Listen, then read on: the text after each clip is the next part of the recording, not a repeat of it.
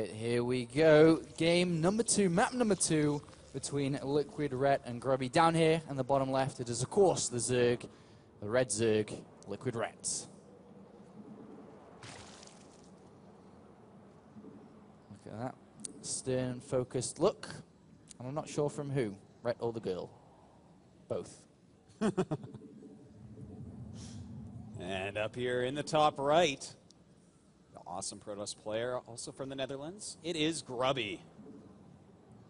I think that we're going to see regular opening, as we can see, when it comes to taking a Nexus fast. I think just regular Stargate reactionary play. I think anything quirky's coming out. I don't think we're going to see any 2 base pushes. I think Grubby's just going to play it out, I feel. All right, well, the third base could be a little bit hard to take then, but we'll see what he ends up choosing.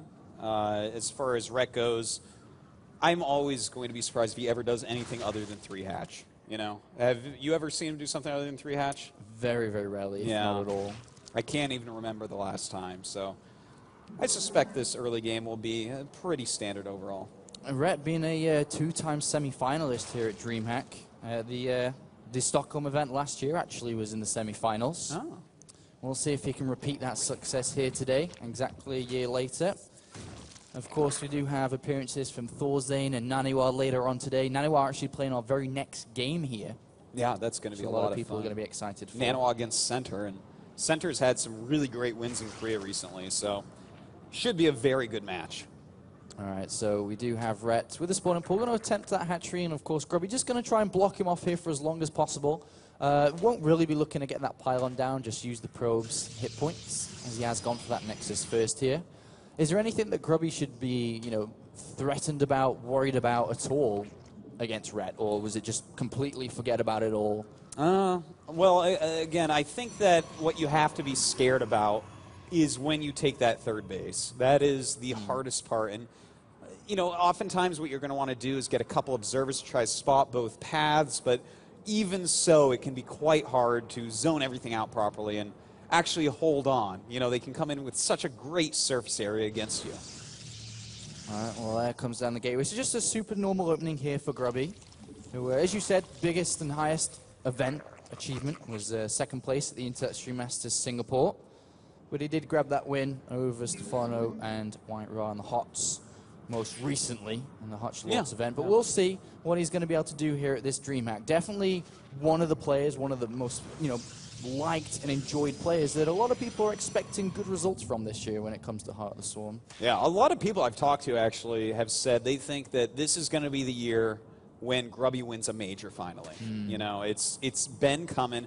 He's one of those players that no matter what, just consistently improves over time no matter what. And he's getting to the point where it's like, well, you don't have to be too much better to actually start winning a major. So hopefully he'll be able to do that this year. And I tell you, man, I think he'd prefer it be Dreamhack than anything else because you get that spot into the finals. Yeah, that spot in the winter finals where the prize money is absolutely insane. It was something like $60,000, $70,000 last year. Oh my God. A lot of money being played out when it comes down to that Dreamhack winter finals. Of course, Dreamhack Open is a tour of many different stops, Stockholm being the first, then over to Dreamhack Summer, and then Valencia and Bucharest, and then with that final destination of Dreamhack Winter where everybody wants to play in that arena on that main stage. You've casted there, I've casted there, we've seen players win. It is an amazing feeling, and I think they'd enjoy playing in this arena too. Going to have a lot of people in here tomorrow. Going to make a lot of noise. Yeah, we actually have a good number of people here tonight. They're the hardcore fans. They're the ones that we love the most. Don't tell the guys that come tomorrow, though. Right. We've got a movement in this game. Oh, finally. Okay, plus one on the way. Over Stargate here. And basically that means, of course, the Stargate could have been rushed out earlier, having that +1 attack not been researched. What do you, as a Protoss player yourself, what does it mean? Why +1 over Stargate? Would not be surprised if he's trying to line up a 4-gate +1 attack with Phoenixes cleaning up Overlords. And what you do with something like that is try to supply cap your opponent, which means that if he's actually going for that, we're likely to see him send out his Phoenixes a bit earlier. He's not going to wait for 3 or 4 to go out. He'll go out at 1 or 2. All right, so it looks like we do have a quick pause as we sort this out. So just hold on for a second here. This is going to be interesting because there's an overlord in the bottom right I see on the minimap, which is in a key location from where Grubby's potential pylon is, or potentially going to be. So we'll see. It looks like we are going to go, as it looks like Rhett seems to be okay. At a BC. That's right. You have to hold shift when you press enter if you want to talk to all. All right, and then we do resume the game. But yes, if you look on the minimap down there, there is an overlord in a crucial location in the bottom right where usually if this is going to come, this attack, that's where it's going to come from. That's a good point. But the Phoenixes, if he's planning this, and yeah, look at the gateway timings. It really looks to me like he's going for this strategy. But that's only 3 gates. Only 3 gates. We'll see. He's got a lot of Chrono Boost piled up at the moment, and he's not really throwing it anywhere. So it could be 3 gates with a lot of Chrono Boost used into the gateways. Could be that. And here come the here comes the first Phoenix, as you mentioned, clearing out these overlords. He's got a couple more to go. Yeah, you know, if he can possibly get a supply cap on Rhett, and the attack starts, look at that. This is getting much more interesting. Do you think he might do the +1 pressure into, like, DTs, or is he just going to go +2 blink? I'm going to say DTs from Grubby. It feels like it. Because if you think about what are you using to do +1 damage with Zealots, what are you going to start a stockpile while on 4 gases, DTs, or at least gas for the DTs? That's what I'm thinking at the moment. A lot more gateways are coming down here. And there's +2 being started. And blink. Okay. All right. Well, surprising us just a little bit there. But with the probe coming down, we should see a little bit of +1 pressure. But the thing is, we do have a lot of units on the way for Rhett. He's made a lot of Zerglings. He's making some Roaches, getting the Spore Crawlers, and even going a Hydralisk Den. So he seems... Is Rhett going to be able to deal with this kind of attack that we could see with this blink and +2 coming down? He has Hydras, he doesn't have any upgrades though. That's one of the biggest alarming things, I think. He's only just now been researching missile attacks, so is he in trouble because of this, or? You know, it's a little bit hard to say. He needs to figure out what's going on though, because have you ever seen at the pro level someone go 4 Phoenixes into +2 Blink Stalker on 2 base? No. Because I have not. I haven't. So this is...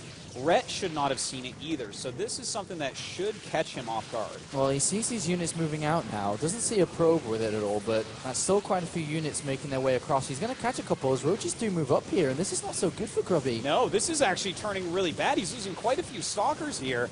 Yeah, sure, he's killing off a few units, but oh my god, that's huge for Rhett right there.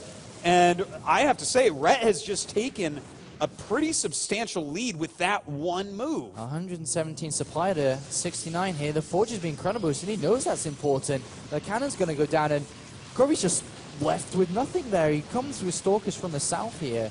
The Forge does allow to, or gets to live here to get that +2 down, but that was a couple of mistakes in a row there by Grubby. Yeah, a little bit of an overcommittal by Rhett with the Roaches. That cannon actually wasn't that important.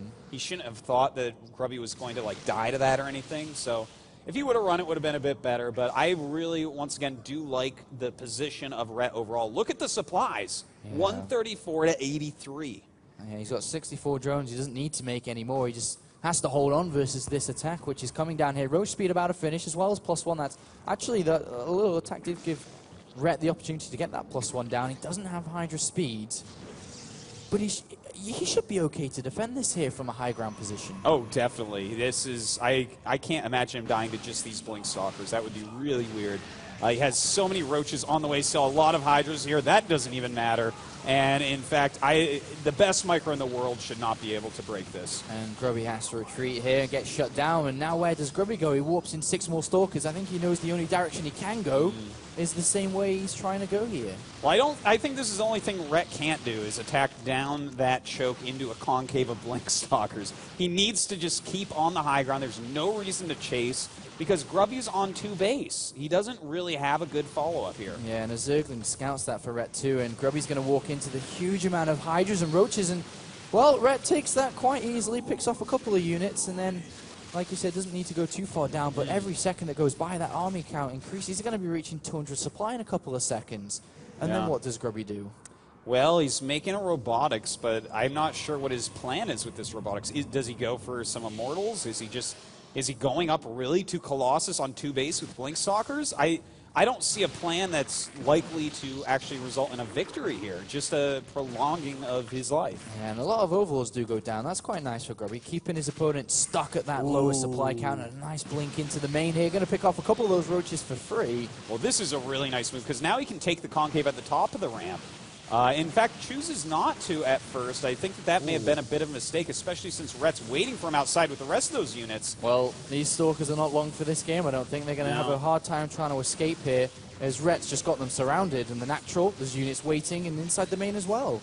Yeah, there's not much left here. Look at that. Rhett doing a great job just pulling his units around. And Grubby continues to blink around, but the blink cooldown, he has to wait for it. So he just can't escape. Well, I was going to say every Stalker. 3 do remain there, and they will get out. 3 Zealots there as well. But, I mean, look at the supplies. 83 to 185. Grubby's taken the 3rd base, but I think he knows just as well as everyone else that holding that 3rd base it's not possible. It's not going to happen here. He just doesn't have any units. He doesn't have any armor. That's an impossibility. And, in fact, the Roaches and Hydras chasing those Zealots down. You know, as they say, Pikachu, got to catch them all. Got to catch them all, and he's doing pretty well at that at the moment. And it looks like Rhett's just coming in for the win here, Autosis. Yeah, comes down, there's no splash damage, there's nothing. And he'll kill the 3rd during this as well. Grubby still being in this game is, it's not really a worthwhile situation for him. You know, he is making a 2nd Robo, so I see what his plan is. You know, he may as well, there's not like a time limit to the game or anything, so he may as well just try to go 2 Robo and just make a ridiculous army that should be countered, but maybe isn't. Doesn't matter though, GG. GG, and Rhett ties the series up 1-1 here. Fighting for position in this group. These are the 2 favorites within their respective groups.